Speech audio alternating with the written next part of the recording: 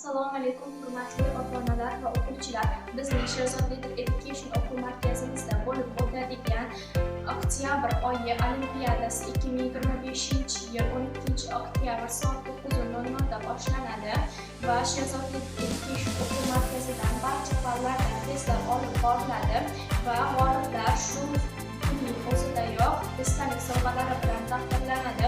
Men ham Sherzod Leader Education o'quv markazida tayyorlanaman. Bu yerda qaror ta'lim asosida xalqaro sertifikatlarga ega bo'lgan o'qituvchilar darslarni o'tishadi va men ham Sherzod Leader Education o'quv markazida tayyorlanaman. Bu yerda qaror ta'lim asosida xalqaro sertifikatlarga ega o'qituvchilar darsni o'tishadi. Misol uchun, o'tgan yili biologiya, ingliz tili, kimyo, fizika va boshqa fanlardan Sherzod Leaderda o'quvchilar tayyorlanib, sertifikatlar va grant asosida o'qishga kirdi. Men ham sizlarga Sherzod Leader Education'ni maslahat beraman. Bu yerda siz barcha maqsadlaringizga erishasiz. Men Arslon va Farizoda Sherzod Leader Education o'quv markazida 3 oy davomida tayyorlanib, ingliz tilidan B2 darajadagi milliy sertifikatni qo'lga kiritdim.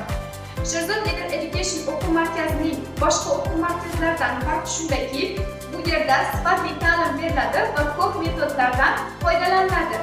Agar siz ham farzandingiz yaxshi natijalarga erishishni xohlasangiz, bizning o'quv markazimizga tashrif buyuring. Men Qurbonjon Zobirova Sherzod Leader Education o'quv markazida 3 oy davomida o'qib, ingliz tili fanidan bitta sertifikatni qo'lga kiritdim. Men Sherzod Leader Education haqida o'z sinfdoshlarimdan eshitdim va bu yerga o'qish uchun keldim.